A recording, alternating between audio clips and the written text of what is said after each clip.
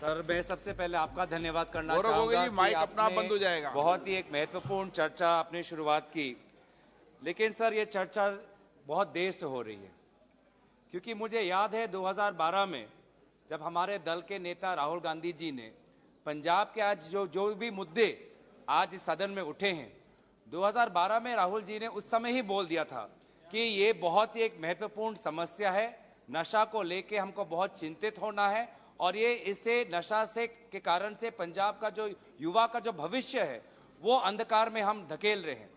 लेकिन उस समय जब सत्ता पक्ष जो हमारे यहाँ पे थे, उनके राजनीतिक टिप्पणी आई, विभिन्न प्रकार से इन्होंने बोला, आलोचना की, तो हम बार बार ये कहना चाहते हैं कि हम विपक्षी दल होने के नाते कोई भी मुद्दे अगर हम उठाएं तो उसका मतलब यही नहीं कि आप वहीं आलोचना कर दो। किसी मुद्दे में कोई मूल्य है और उस मूल्य को समझे। कोविड में भी राहुल जी ने पहले बोला, आपने बात नहीं सुनी। आज चीन पर भी बार बार राहुल जी बोल रहे हैं कि आप इस पे एक ठोस कदम उठाइए, लेकिन आप सेना के पीछे आप छुप रहे हैं। जबकि सदन किसका है? सदन देश का है और देश के अंदर हमें सारे जो महत्वपूर्ण मुद्दे हैं उठना चाहिए, क्योंकि देश की जनता सरकारों को चुनती है, ना कि सेना को। तो अगर देश की जनता सरकारों को चुनती है तो सरकारों का भी जवाबदेही होना बनता है। अगर आप आज ड्रग्स की हम बात करते हैं, ड्रग्स कहाँ से आते हैं सर? इधर पानी से आएंगे, सागर से आएंगे, या सीमा से आएंगे, या अंतर्राष्ट्रीय एयरपोर्ट विमान अड्डों से आएंगे। तो आज हम गृह मंत्री से जानना चाहते हैं कि आपने एयरपोर्ट्स में अपनी किस प्रकार से सर्वेलेंस बढ़ाई है, आपने सी बॉर्डर पे किस प्रकार से अपनी सर्वेलेंस बढ़ाई है, और अपने लैंड बॉर्डर पे आपने किस प्रकार की अपने सीमाएं बढ़ाई हैं। क्योंकि हम जानना चाहते हैं कि ये तो कोई नया मुद्दा नहीं है।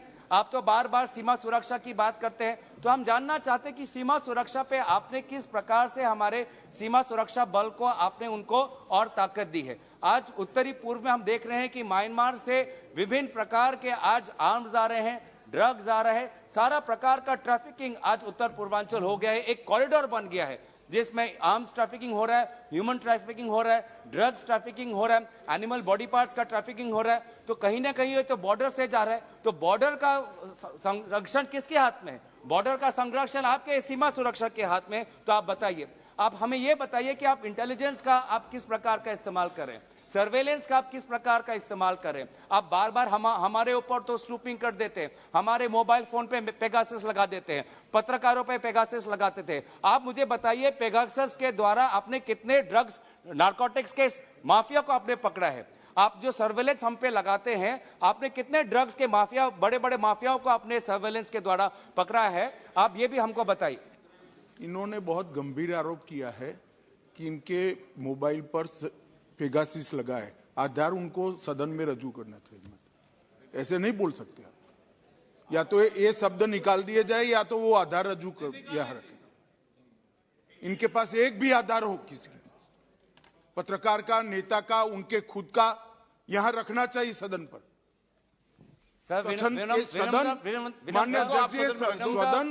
सदन गंभीरता के साथ बहस के लिए है, स्वच्छंदी राजनीतिक आरोपों के लिए नहीं है सदन। हर सदस्य ने बोलते वक्त इसकी तथ्य को यहां रखने की पात्रता रखने के बाद बोलना चाहिए। सर, मेरा फिर आग्रह है कि अगर मेरी से कोई गलती हुई है तो सरकार ये कबूल करे कि पेगासस का इस्तेमाल नहीं करती। आप कहना है साहब, इन्होंने कहा है कि इस्तेमाल हुआ है, उन पर हुआ है, आप तथ्य रख दो। बाकी तो सुप्रीम कोर्ट ने तय कर लिया भाई, बदनामी नहीं है आपके नेता की तरफ। आदेश दीजिए सर, तो हम क्या कर सकते हैं? आदेश दीजिए, हम आपके आदेश के अनुसार आप जो भी आपको लगता है कि सदन की मर्यादा का अगर मैंने कोई उल्लंघन किया है तो आप आदेश दीजिए। लेकिन यहाँ पे सर हम जो भी हम बात रखते हैं जिम्मेवारी से रखते हैं। माननीय एक मिनट माननीय सदन उच्च सदन है और उच्च सदन में हम अपनी बात को तथ्यों प्रमाणों के साथ रखें तो सदन की मर्यादा बढ़ती। ये मेरा आग्रह है। धन्यवाद सर। दूसरा मैं बोल रहा था कि हमको इंटेलिजेंस पे, हमको सर्वेलेंस जो बात जहां से उठी है, हम ये जानना चाहते हैं कि आपने कौन सी आधुनिक सर्वेलेंस का इस्तेमाल किया है और कौन सी आधुनिक सर्वेलेंस के द्वारा अपने बड़े बड़े माफियाओं को पकड़ा है, ये हमें बता दीजिए। तीसरी हमारी बात है फाइनेंशियल ट्रैकिंग। फाइनेंशियल ट्रैकिंग आपने कि कौन से इंस्ट्रूमेंट आपने लगाए हैं, क्योंकि ये जो सारा नार्को ट्रेड को लेके जो सारे करोड़ों पैसे हैं कैसे जा रहे हैं, कहां से जा रहे हैं, क्या ये क्रिप्टो से हो रहा है, क्या ये बैंक अकाउंट से हो रहा है, क्या ये बेनामी से हो रहा है। तो फाइनेंशियल ट्रांजैक्शंस पकड़ने के लिए कौन से वो बड़े बड़े लोग हैं, उसके लिए आपने सरकारें क्या की है।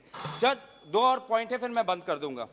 जन जागरण की हम बात करते हैं, जन जागरण की जब हम बात करते हैं तो हमको विभिन्न बेसरकारी संगठनों का हमको इस्तेमाल करना पड़ेगा, ताकि वो नुक्कड़ नाटक और विभिन्न प्रकार के जन जागरण के अभियान के द्वारा गांवों में जाएं, जो छात्रों के पास जाकर आप उनको बताएं कि इस पदार्थ की नशीली दवाई हमको नहीं लेनी चाहिए। लेकिन यह सरकार बार बार FCRA को लेकर जो सिविल सोसाइटी है उस पर बार बार ये इन्वेस्टिगेशन करते हैं और सिविल सोसाइटी को भी आज ढंग से काम नहीं करने देते। आखिरी बात है ये कि सर स्पोर्ट्स की हम बात करते हैं, हम भी चाहते हैं कि स्पोर्ट्स बने। मैं खुद भी ड्रग्स को लेके अपने लोकसभा क्षेत्र में फिटनेस के लोके में दौड़ आयोजन करता हूं। अभी तक ड्रग्स के विरोध में मैं 2-3 मैंने युवाओं के साथ दौड़ आयोजन किया है। लेकिन दौड़ के साथ हमारा जो छात्र है वो जानना चाहते हैं कि स्कूल में कोच कहां है, स्कूल में प्लेग्राउंड कहां है। तो ये सरकार स्पोर्ट्स की तो बात करते हैं, लेकिन स्कूल में कोच और स्कूल में स्पोर्ट्स इंफ्रास्ट्रक्चर में इन्होंने क्या किया है वो बताइए। और अंत में सर मेंटल हेल्थ में सभी ने ये कहा है,